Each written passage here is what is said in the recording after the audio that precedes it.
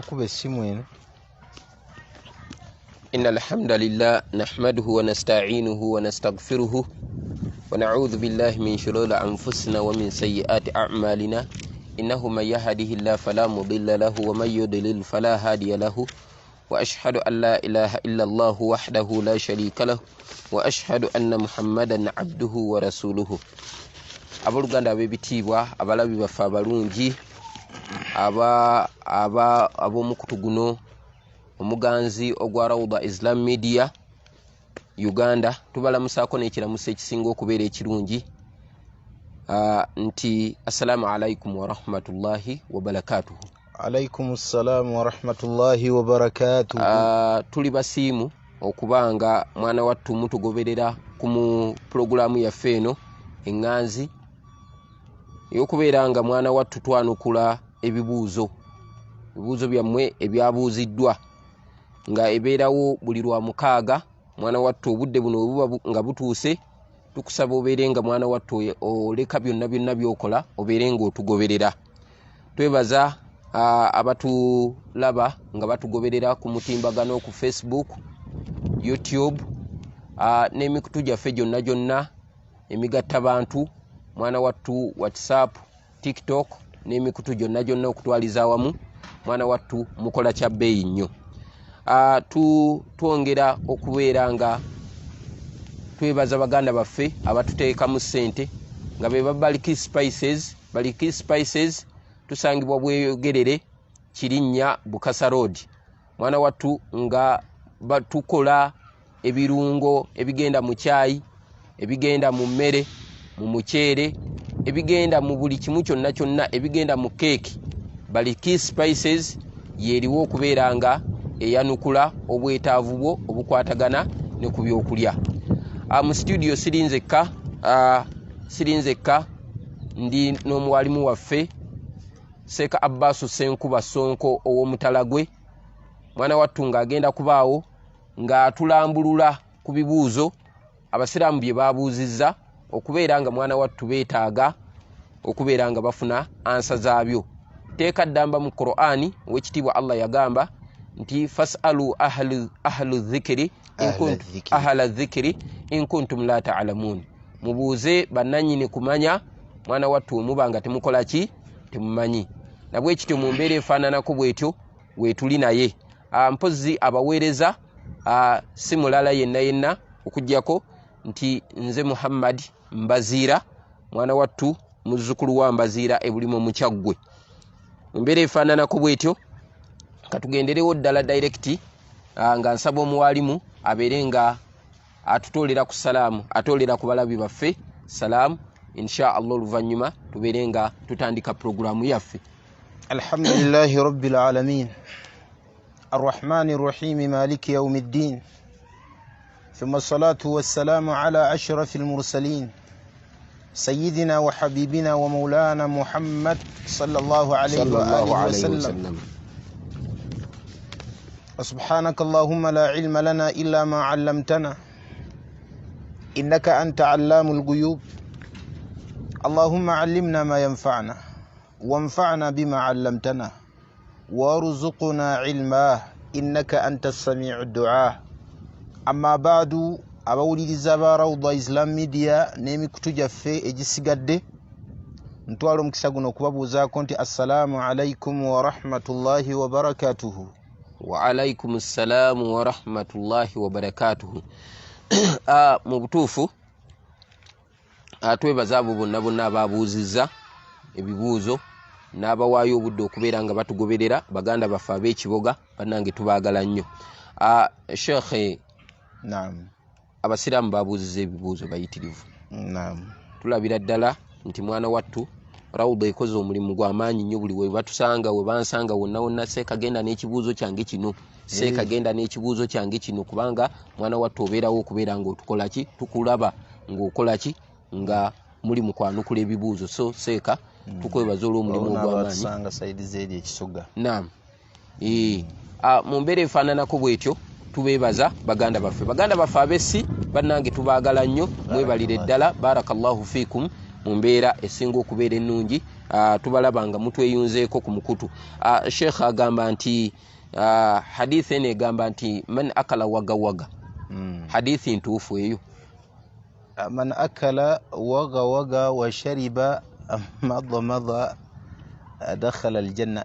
Ezo zezimu ku ahadithi allati sha'a, ezimu ku ahadithi ezasaasaana naye nga mawdu'an, nga bujweteke kwani ku Nabbi Muhammad sallallahu alaihi wasallam. Ebyo si bigambo bya Nabbi sallallahu alaihi wasallam, naye bantu bagenda bateekateekawo bintuntu byabwe. Omuntu ali obukunkumuka n'anywa n'amazzi gamunyunguza mu kamwa ayingira ejjana. So si hadithi obukunkumuka n'anywa n'amazzi agayumunguziddwa mu kamwa. Si hadithi wabula bigambo bijweteke aba bijweteka ku Nabbi Muhammad naye nga si yabyogera. Nabbi tayogera bigambo sallallahu alaihi wasallam. Barakallahu fikum. Bannange hadithi eyo bannaye si ntuufu, bigambo bijweteke. Abasomi ba hadithi tulina kye tuyita an intentional hadith. Omuwalimu wange Seeka Kakungulu Fahadi nkutumidde nnyo yansomesa essomo lino erya hadithi ku Wakiso Muslim ne pano yonna eyambogo mixed. Agamba nti singa taata alina gwawadde olukusa batuwoowe ne muwala we kikkirizibwa mu Busiraamu? Taata yalina final word, akkirizibwa ye kennyini okukola ekintu oba okuwakkala. Tawkiili kitegeeza to appoint someone. Okwapointinga ndowooza mu Luganda kwe kulonda omuntu n'amusigira. Namuga nti gaba muwala wange oyo. Amateeka g'eddiini gamuta kasita kibanga kigambo kya taata kikkirizibwa bulungi nnyo. Asobola okulonda imaamu, asobola okulonda mu bafamily, asobola okulonda ene kasabeera musiraamu musajja nga akuzi ng'ategeera bulungi. Khalas. Kakati taata Seeka okonye ku kyokubeera nti nno taata ateekeddwa kubeera musiraamu, ate muzadde nga si musiraamu, naye mwana wattu n'agamba nti imaamu mukwasizza olukusa oba muganda wange omusiraamu. Nakyo kituufu? Oli atali musiraamu yampadde olukusa? Tugendayo kumutegezaako kubanga alina obuvunaanyizibwa ye yazaala omwana naye si yatuwa olukusa. Olukusa yalutuwa ye Allah. Yaluwa imaamu Allah. Okay. Kitegeeza yagamba sallallahu alaihi wasallam al-imaamu waliyyu liman la waliyya lahu. Abantu bonna abatayina babagaba mu mateeka ga sharia Allah bawadde olukusa okubeera nga imaamu yakola omulimu. Allah yatuwa olukusa. Wabula taata olw'obulungi n'okukuuma oluganda kuboona kitaawe tosobola kumala gagamba nti sijja gendayo. Tekiraga nsa. Tulina okugendayo tutegezeeko nti munnange omwana woono tubadde tusaba kino, tuyitana mu lulimi lwa kusaba naye ng'ekituufu kiri nti olukusa yalugaba bamuyitaani bamuyita Allah tabaraka wa taala. Al-imaamu waliyyun liman la waliyya lahu. Imaamu abeera mujulizi kwoyo naye waliyi si ye mujulizi, agaba, alina autonomy, authority, egaba kwoyo omuntu yenna atalina amukola ki? Atalina amugaba. Ani amuwa olukusa? Allah. Barakallahu fikum. Agamba nti obusiraamu busomesa butya ku cryptocurrency? Ekibuuzo ekyo juzi kyaliwo naye ne tugamba nti katukireke cryptocurrency. Badde nsabeera tukyongereyoko. Cryptocurrency ndowooza ye digital money eyaze ensonga kyajja. Abawalimu balina ebigambo bingi bye bakyogerako. Badde nsaba insha Allahu taala tukirambulula omulundi ogwo. Insha Allah. Abalabi baffe abalungi mukkirize katwongere okukola baathi ku kibuuzo kino. Tukyalaba kagerike kiri kipya mu system, tukyakyetegereza, tukyayongera okubeera nga tukyetegereza. Naffe tetutudde nga aba Rawda Islam Media mwana wattu okulaba nga tukuŋŋaanya obujulizi bwonna. Nabbi Muhammad sallallahu alaihi wasallam yakyogerako atya n'owekitiibwa Allahu subhanahu wa ta'ala. Agamba nti asaba kumunnyonnyola ku bikwata ku bifaananyi Ilyas ebifaananyi muharram harramaha Allahu wa rasuluhu fi kitabi والرسول في السنة بالحرام حرم الله تبارك وتعالى الصور في كتابه وحرمها رسول الله صلى الله عليه وسلم في السنة ويكتب الله يفول بفانا نيغا بيري حرام القرآن نعم النبي نبي فولا نيغا بيري حرام السنة القرآن buba wetegereza ekyafaayo kya nabbi Nuhu alayhi salatu wassalam olabanga mulimu ebifaananyi era Allah yabiziiza era buba wetegereza tafasiri ngo Abdullah ibn Abbas eraga nti abasajja bano gwe bayita Wadda Suwaa Yaghutha Yauqa ne Nasra bamala okufa kanu rijala salihin bali basajja balongoofu naam falamma maatu oba falamma halaku كما قال عبد الله بن عباس وما لوكفا جاء الشيطان ستاني يجا نعم ستاني وجا ngejidde mu kifaananyi ky'omuntu omulungi ayina ensa n'agamba nti haulai rijalun salihin mulaba mutya haulai aba basajja balongoofu n'agamba nti olw'okuba baali balongoofu ij'alu lahum suwara oba tamathila mbakuba ebifaananyi mugenda mukuba wadda muteekako ekifaananyi wa ansibuha ala qubulihim mubisimbe kukabbuliza bagenda okumaliriza ng'eyo jiiru evuddewo oba sahaba ganti falamma dhahaba aljiilu generation eyo emala okuvaawo sitaani nekomawo ekifaananyi era ekirala tega nti atadiri limadha haulai ansabu lihaulai suwara mumanyi lwaki bali babasimbira ebifaananyi kanu alihata ajdadikum bali bakatonda babajjajja bamwe bali bakatonda babajjajja abajje mu bantu bali we batandikira nti balongoofu kati bafuuse bakatonda faqa'u lahum sajidin batandika kubavunnamira nabbi Nuhu alayhi salatu wassalamu akomawo Allah amutumira mu kiseera ekyo kyennyini ajja yakomawo bukomi wabula yajja mu kiseera ekyo kyennyini Allah amutuma kati gamba abantu abo bave kusinza abo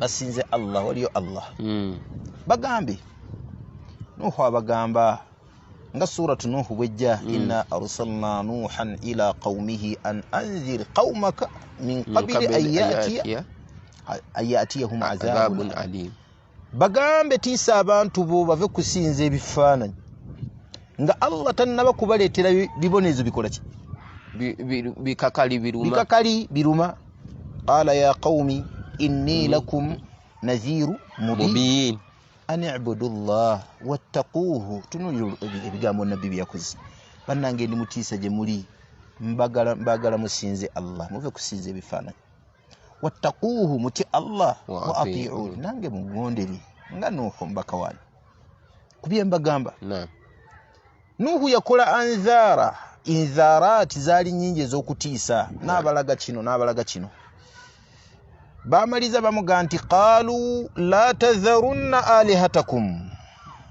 tebulekayo kusinza bakatonda wala tadharunna wadda kubanga bali bamanyi katonda wadda bamusimbako n'ekifaananyi nga tebulekayo okusinza wadda wala suwaa wala yaghutha kabiri yaghutha wa yauqa wa nasra ni katonda yauqa ni nasra temugezaako kubeera mulekayo basinza Allahu akbar nabbi Nuhu yakola abantu abebbanga ddene naye ng'obuzibu buva ku bifaananyi emyaka 95 kubanga Allah ekirambika mu Qur'an aga nti yakola abantu be alfa sanatin illa 50 ama emyaka 1000 ng'ogyeko 50 years akola abantu kubaza wano kiba kitegeeza 950 akola myaka 95 akola yawangaala emeka Allahu akbar yawangaala emeka era tulinamu ekyokuyiga kinene nti omuntu toteekangawo limiti kukoola bw'otunuulira ebyo koola ddaawo genda mu maaso nokoowa buli kaseera koola tokoowa Allahu akbar kubanga oyo nabbi wa Allah myaka 95 akowoola bantu jaleka yalajjana eri Allah daga nti rabbi inni da'awtu qaumi layla wa nahara falam yazidhum du'ai illa firara. Oda abantu bange bisana na kiro naye okubakoola kwange tekulina kyekubongera illa firara, banziruka buddusi kunziruka buddusi. Naga nti thumma inni da'awtuhum jahara, nabakoole kyere wa a'lantu lahum wa asrartu lahum israra, nabakoola oluusi nga nkoola sirran kyama. Ne Nuhu yatuuka ekigambo naga nti wakad adallu kathira, baabuza ebitonde bingi na bifaananyi. Ensonga lwaki nabbi Muhammad sallallahu alaihi wasallam yagamba nti ashaddu nnasi adhaaba yawma alqiyamati almusawwirun, abantu Allah bagenda okusinga okubonereza ku lunaku lwa qiyama bakuba ebifaananyi. Yuqalu lahum, bagenda bagamba ahyu ma sawwartum, muteeke emyoyo. Teri agenda kukisobola ekyo. Nabbi n'agamba alayhi salatu wassalam kullu musawwirin fi nnaari, buli akuba ekifaananyi w'omuliro weteekereteekera omuliro. Saba Allah taasa omuliro. Amin. Riwaya n'aga nti kullu musawwirin fi nnaari, ne buli gwe bakuba ekifaananyi ng'akisiima era akyagadde wa muliro. Ebeera ebifaananyi biri haramu fi kitabillah wa fi sunnati rasulillah sallallahu alaihi wasallam. Wabula waliwo ebifaananyi nga Obusiraamu bwabijjamu, si buli kifaananyi kyonna nti kiri haramu. Abawuliza abafe beetaaga okubeera nti ekintu bakitegeera. Mu bifaananyi ebikkirizibwa okubeera nga omuntu akikuba, kyekifaananyi kye bayita suwaru at-tawthiqiyya wal ittirariyya. Tuyina ebifaananyi nga bya tawthiq, nga byakuwathaka oba kukakasa nsonga nti ddala ekoze ekyetuuse. Mithaalu dhalika, sekambaziira obadde n'ettani z'obuwunga emitwalo 2, oyagala zisindika Arua, waliyo ba refugees, ozikwasiza abantu ojja kusobola ttani emitwalo 2 ziyambe ku ba refugees bano abagenda ababundabunda. Bwe zituukayo baga nti bannaye munkwatire ebifaananyi nsobola okubeera nga ntegeera abantu bano bafunye. Kati okwagala okukakasa nti riziki gy'otaddeyo etuuse, amateeka g'eddiini gaggamba ebifaananyi bikubwe, ekyo kikubwe. Toyinayo wasiila yonna kujjako okubalaba ku kamera oba okubatunulira mu kifaananyi nti abasajja baafunye hakki yaabwe gy'otuuse, ate nga buvunaanyizibwa bwo. Oba ekigambo kiraba. Ekifaananyi kirala waliwo ekya passport. Jukira nti bwe tuba tugenda e Makka okukola hijja, amateeka g'eddiini galaga nti tulina kusooka kufuna passport. Amateeka agafa agensi ya olina kufuna passport. Era atagiyina okutambula munaye si kyangu. Mu kugenda okusoma tugenda na passport yaffe abantu abagenda okusoma ebweru. Kusoma ilmu yagala genda Saudiya, yagala genda Masiri, yagala genda Sudan, Libya, Iraq. Toyina ngeri kijoyiza tambulamu okujjako ng'otaddewo ki passport weeri nga waliwo passport. So tugamba kuba ekifaananyi bakiteeke mu passport. Waliwo ID nanga muntu, ekifaananyi kiri daruri. Ebifaananyi ebirala ebiri daruri abawalimu bye bajjamu kyekifaananyi ekya taalimi, kuyiga.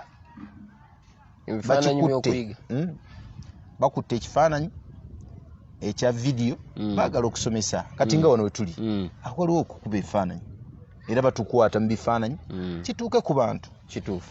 Baalaba abawalimu baffe nti irimu ng'omuntu alaba kwasomako ebeera adaqu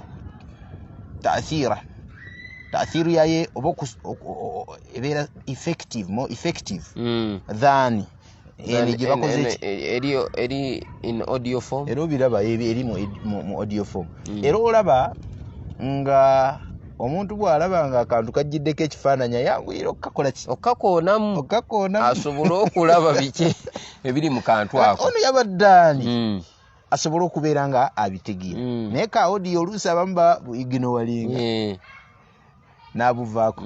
So olw'okuba nkiri adaqu ta'thira, ta'thiri yayo ya munda nnyo okusinga eya audio, tugamba nti bakikube bakikole osiraamu sobola okugenda mu maaso mu mbeera efaanana bwetyo. Saba Allah tabaraka wa taala atuyigirize. Barakallahu fikum. Abalabi baffe abalungi, guno gwe mukutu gwaffe omuganzi Rawda Islam Media nga tusinzira wano mu kibuga Mukono, mwana wattu okubeera nga tubaweereza.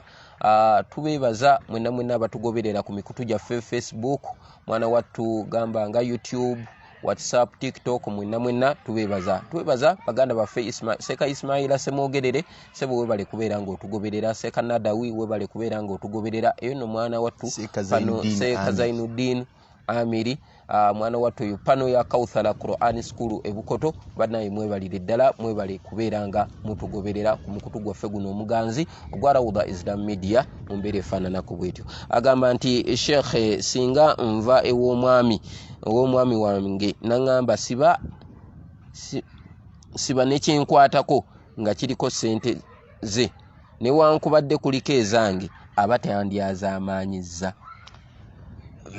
Bwe mubeerako ne kyemwagula n'ebbaawo nga kuliko hakkiyo, bwakitwala aba kulyazaamaanyizza. Bwe kityo bwe kiri. Lwaki? Nti wateekako ki? Hakkiyo.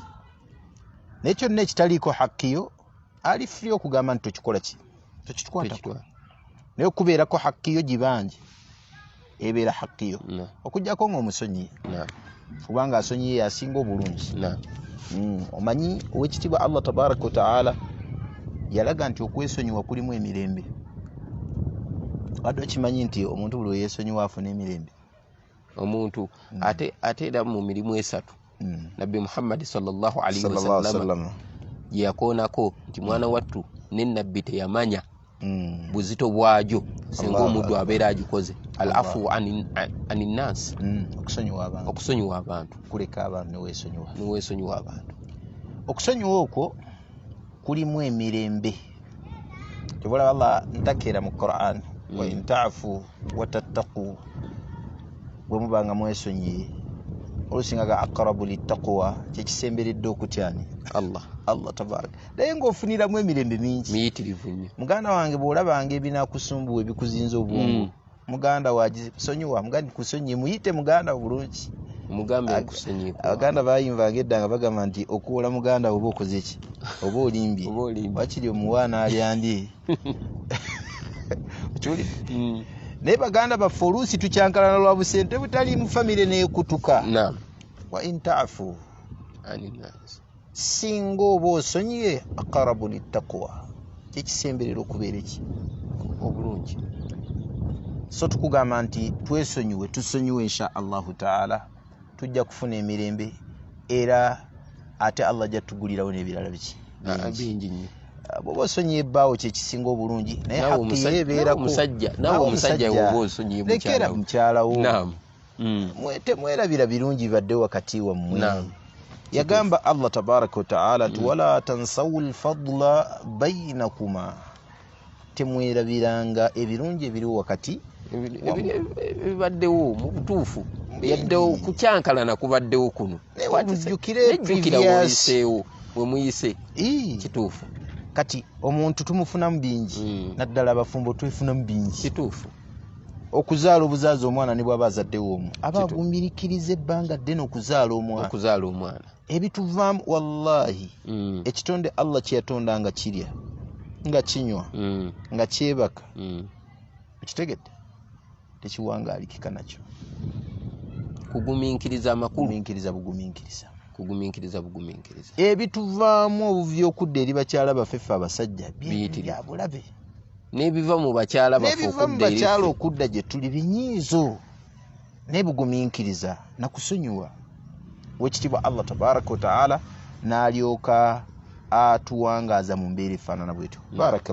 Barakallahu fikum. Banaye abalabi baffe abalungi, twebaza omuwalimu waffe olw'omulimu ogw'amaanyi gwakola okubeera nga ayanukula ebibuuzo. Agamba Sheikh, nawuliddeko nti omusajja asobola okutalako omukyala ng'asinzidde eyo gy'ali, ate nze omukyala nange nsobola okweyambulula omwami wange nga ndi wabweru ne musindikira amahalege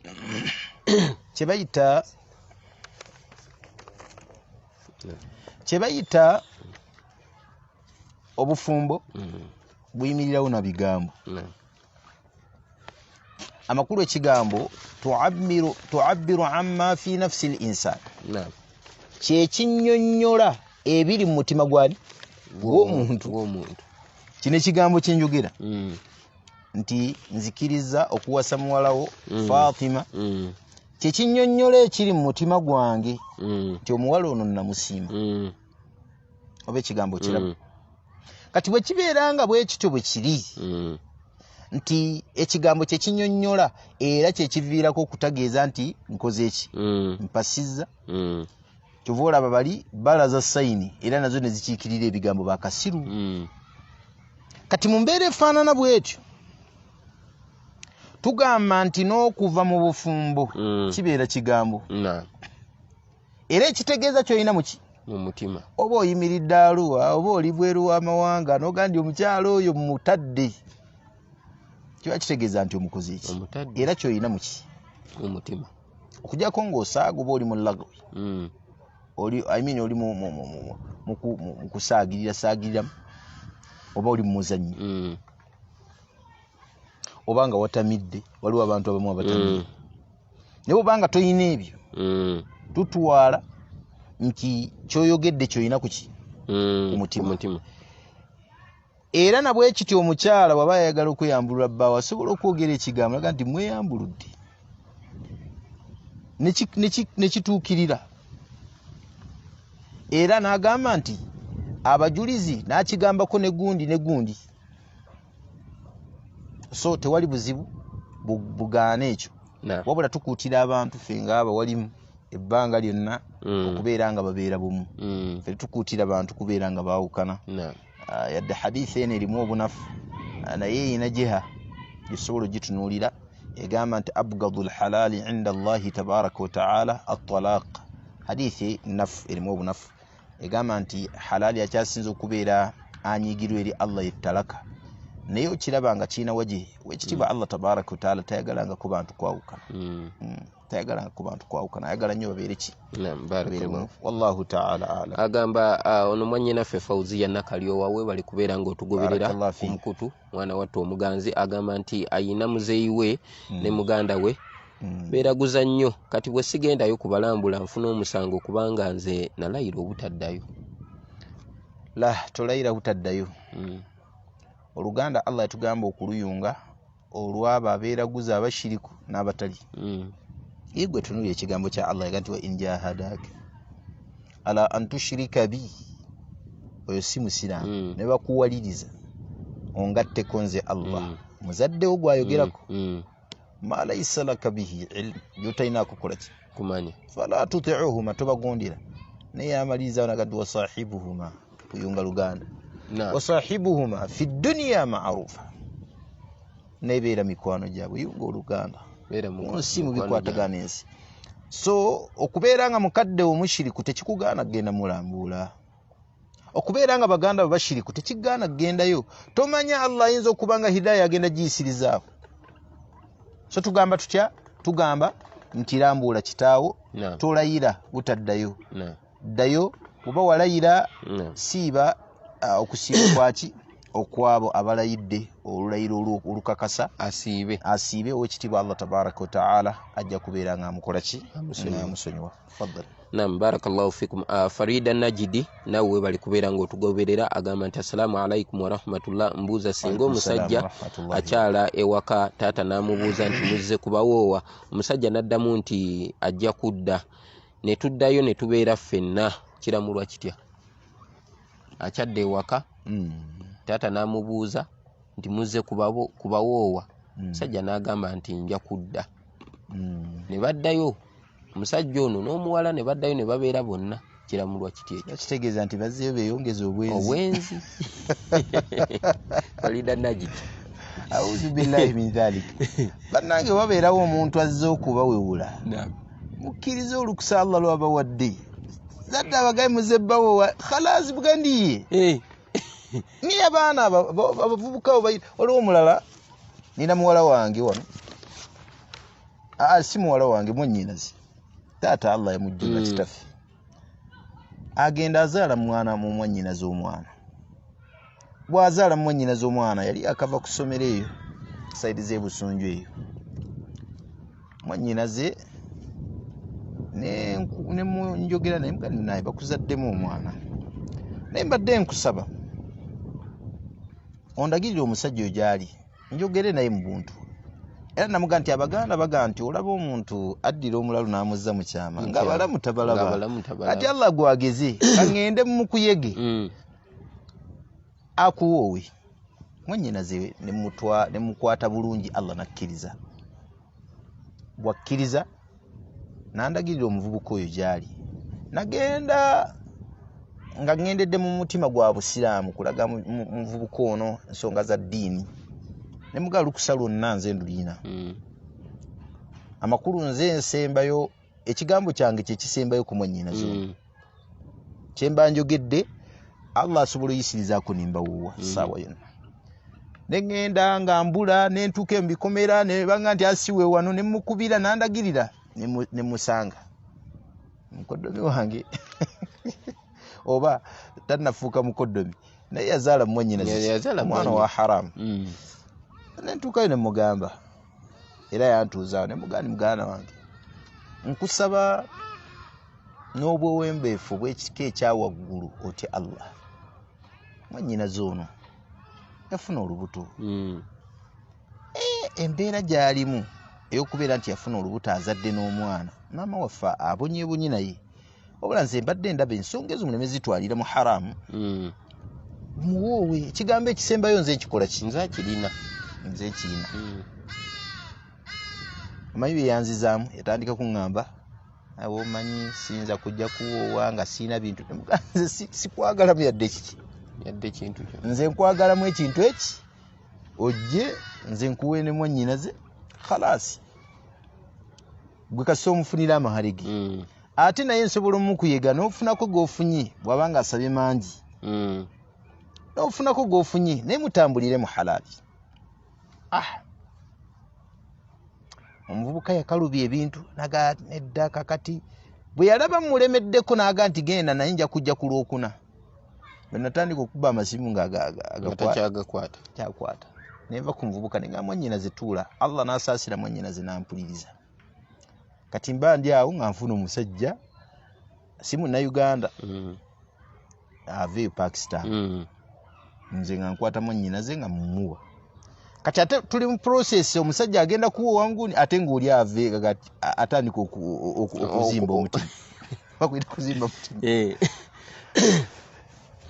kati oyo mukazi wa kakati laba ate gye mugenda omugaba kati nennewuunya abantu tukugambye wowe omukyala oganye omuntu gw'oyendako mu mbeera efaanana sitabeera mukyala wo tiwamufuna mu mateeka era nabbi yaga nti alwaladu lilfirashi omwana abeera wannannyini mukyala eyamuwa wamaki mu mateeka walilaahiru rajmi kali bwenzi tumukuba mayinja afe kiwulidde ne tukuwadde olukusa olusembayo tetukusabye yadde ekintu otandise okupalapala nnyo okola ebyo so waliwo abantu mu dduniya muno nga tebamanyi bye baagala kati bakuwadde chance ate ogamba nti tunadda ekyo kigwe Allahu akbar nze ebyo mbiyisa buyisa era Allah nansaasira nga mukyadde wange sigambayo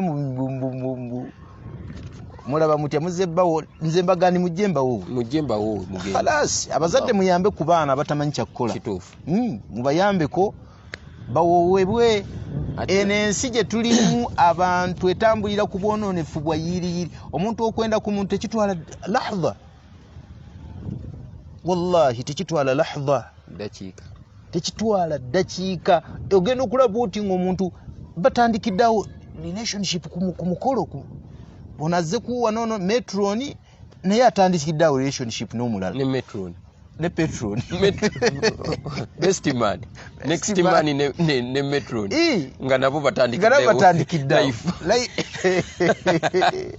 wegaba waliwo ebyewuunyisa mu nsi muno kati bwe twamala okufuuka mu mbeera otuuka mu mbeera efaanana bwetyo tulina kubeera nga tutunuulira tudda mu mbeera eri egamba nti abalamu tebaliiwo katuyina baki balalu betuba tuzza mu kyama bakama munange kiba kitegeeza abalamu bogenda okubakama tebakola tebaliiwo. So barakallahu fikum, tuyambe ku baana mu mbeera efaanana bw'atyo. Barakallahu fikum. Farida Najidi ensonga ogiwulidde, barakallahu fikum, agamba nti singa baba bagabanye mali ya taata ng'afudde, baganda baffe nabo abaafa bafuna ku mali singa baba balese abaana. Abaana omuntu eyasooka taata okufa tafuna mali eyo, wabula webaba weebali ffe ne tumala okufuna tukwatayo, amateeka gagamba tukwatayo ne tubawa, naye nga si kyatti. Allah ga nti wa idha hadara alqismata ulul qurba wal yatama wal masakin, abantu ab'ebika bino bisatu wammanga babeerawo nga mugaba emmaali. Ulul qurba, ab'ebenganda, taata afudde ayina abazzukulu be yali balese, si baana be naye bazzukulu. Kati olwo oli omwana khalas, ne kati bano bazzukulu. Wal yatama, ne bamulekwa, wal masakin, ne bani bamufuna mpola. Allah ga nti farzuquhum minhu, mukwateeko ku maali mubaweeko. Waqulu lahum qawlan ma'rufa, mubagambe n'ebigambo ebirungi. Kakati ekyo tukikola mu mwoyo gwa ggwanga, si tteeka. Wabula bwe babeerawo tubeerako ne ke tukwata ndikola ki tubawa. Wallahu ta'ala. Barakallahu fikum. Agamba nti assalamu alaikum wa rahmatullah. Kiza Abdallah from Ntao Mukono abuuza sahaba ki yaleeta tarawih masjid. Tarawih Nabbi sallallahu alaihi wasallam yagireta masjid. Nabbi sallallahu alaihi wasallam yagireta masjid. Era bagisaala ennaku 3. Nabbi sallallahu alaihi wasallam bagisaala olwasooka fatajamma an-nas, ne bakuŋŋaana. Ne bagisaala ogwokubiri mu masjid, fatajamma an-nas aktharu mimma tajamma bil ams, ne bakuŋŋaana olukuŋŋaana olusingako olwajjo. Ne bajja ogwokusatu ne bayitirira obungi. Ogwokuna bwe bajja oba ogwokusatu, Nabbi sallallahu alaihi wasallam teyajja kubasaaza. Ku makya n'abaga nti inni qad ra'aytu tajammu'akum bil ams, nalabye okukuŋŋaana kwammwe akawungeezi. Falam yamna'ni an atiya ilaykum, teri kyaŋŋaanye kujja gye muli kubasaaza, illa anni khashitu, natidde an tufrada alaykum, tarawih eyo kufuuka etteeka gye mukola ki, aw kama qala alayhi salatu wassalam, okubeera yetteeka gye muli. Famastata'tum, ate temwali kisobodde kubeera nga mugisaala, mwalifunye emisango mingi. So Nabbi n'akireka olw'ensonga eyo. Mulembe gwa Abubakari tebakola ki, tebagisaala jama, buli omu yasaalanga ku lulwe. Umaru bwe yajja yagamba kyetwali tutya bubaka kubeera nga bufuula tteeka. Ye n'akuŋŋaanya basahaba ne babeera wansi wa Ubayi, ne babeera nga basaala ki, nga basaala tarawih wansi wa imaamu omu. So ayinza okuba bategeezaamu Umaru yakizza sunna eyo oluvannyuma lw'okufa kw'omubaka Muhammad sallallahu alaihi wasallam. Barakallahu fikum. Ensonga eyo ndowooza tugitegedde. Abalabi baffe abalungi, guno gwe mukutu gwaffe omuganzi Rawda Islam Media, mwana wattu nga tubaweerereza ku mayengo amakulu ennyo nga tusinziira mu kibuga kino eky'Emukono. Tubasaba abatannaba kutubeera nga batweyungako, beera nga mwana wattu gwe atweyunzeeko tegeezaako ku balala, bagambe nti abange programu ku mukutu guno oguyitibwa Rawda Islam Media Uganda, genda ku Facebook onyigemu ekigambo ekyo, otuuke bajja kuleetera olaikinge gundi Facebook page yaffe mu mbeera efaananako bwetyo, ojja kutandika okubeera ng'ofuna emisomo gyaffe live mu mbeera efaananako bwetyo, beera ng'otugoberera mu nsonga efaananako bwetyo. Tuli wamu ne baganda baffe abamukono Islamic Institute, Baliki Spices, nabo mwana wattu nga batuteekamu ensimbi okubeera nga mwana wattu tuteekawo programu eno egenda maaso. Tutumirako baganda baffe aba Seka Sirajeddin. Seka Sirajeddin waka muli Muslim. Sheikh Sirajeddin Seka Senfuka. Rubwama Seeka Senfuka Seeka Sirajuddin Rubwama mu mbeera efaananako bwetyo. Barakallahu fikum. Agamba nti abuuza ku nsolo eyatwala Nabbi Muhammad sallallahu alaihi wasallama mu ggulu. Nabbi waffe alayhi salatu wassalam yali atambula okugenda ku Isra wal Mi'raj. Yatambulira ku nsolo gye bayita Buraqi, bali bagita Buraqi. Ensolo emanyikiddwa nti weetunula weeteeka ekigere. Weetunula mwaluwo mweteeka. Weetunula mwaluwo? Weeteeka. Buraqi. Ye weeteeka ekigere. Yatambula speed. Kyova olaba Nabbi waffe alayhi salatu wassalam olunaku olwo yakozesa kiro kimu n'atambula mayiro obufukunya n'agenda ne mu ggulu n'akomawo. Naye wano yatambulira ku nsolo eyo emanyikiddwa al-Buraq. Wallahu ta'ala ebigikwatako ensolo eyo weetunula amaaso gaayo we gakoma kulaba mwana wattu weeteeka ekigere kyayo mu mbeera efaananako bw'etyo. Yabuuziza ekibuuzo ekyo. Agamba nti abuuza ku mpeera omuntu z'afuna ng'asaalidde mu masijidi za Nabbi Muhammad sallallahu alaihi wasallam. Omuntu asaalira mu masijidi y'omubaka Muhammad sallallahu alaihi wasallam essola emu afuna essola 1000. Afuna essola 1000. Essola kugamba eba yankizo ku ssola 1000 mu ssola zasaalidde ewalala. Tali masijidi al-Harami. Tali masijidi al-Harami. Ate masijidi al-Harami e Makka ssola gy'osaalidde bwemu funa essola emitwalo 10. Emitwalo 10 mu kiseera kya hijja oba biseera byonna. Eba ogenda leero ogenda osaalira ku masijidi al-Harami e Makka ku Kaaba. Allahu akbar. Ofuna mu ssola gy'osaalidde ebeera ya sunna zikubisibwamu mitwalo 10. Farada emitwalo 10. Inshallah tutuuseeyo ya Rabbi Sheikh. Nasaba Allah baleete. Amiina ya Rabbi. Olunaku lwe nasaba Allah niyandi mbaziiro nsaba Allah akuleete. Amiina ya Rabbi. Era nkiddamu nsaba Allah ow'ekitiibwa amiina akutuuseeko ku Kaaba ye. Amiina ya Nsaba Rabbi. Allah ow'ekitiibwa Lukumaani naawe Allah akutwaleko ku Kaaba. Edita wafaakaya. Nali wadde mugasaba kabiha mbaziira naye wallahi nsaba Allah akutuuseeyo. Ukasha ya sawa. Mwaka nagamba nti Ukasha yani sahaba kye yajja nagamba sahaba bwe yajja omula namugamba nti sabaka kabiha Ukasha. Ali barakallahu fikum. Barakallahu fikum. Barakallahu fikum. Solando ozozitegedde. Agamba Sulaiman bun Chimbowa ali Dubai. Bannanga abali Dubai. Barakallahu fikum. Mwebale kubeera nga mutugoberera. Tuli basimu agamba nti seeka olugalo ndujjayo ddi nga nsoma tahiyatu. Bwe tubeera mu tahiyatu zino zonna sunna zaayo. Ekisookera ddala al-ishara bi asbab okulaza. Nga tonyeenya okulaza. Eyo sunna eriko obujulizi obusukka mu ahadithi. Era Nabbi Muhammad yakikola sallallahu alaihi wasallam. Era bwe tubeera mu tahiyatu kiri mu sunna okunyeenya olugalo. Nga bwe kyajja mu hadithi nga Nabbi sallallahu alaihi wasallam basahaba baga nti wakana yuharrikuha yali alukola ki? Yali alunyeenya. Ezo na sunna.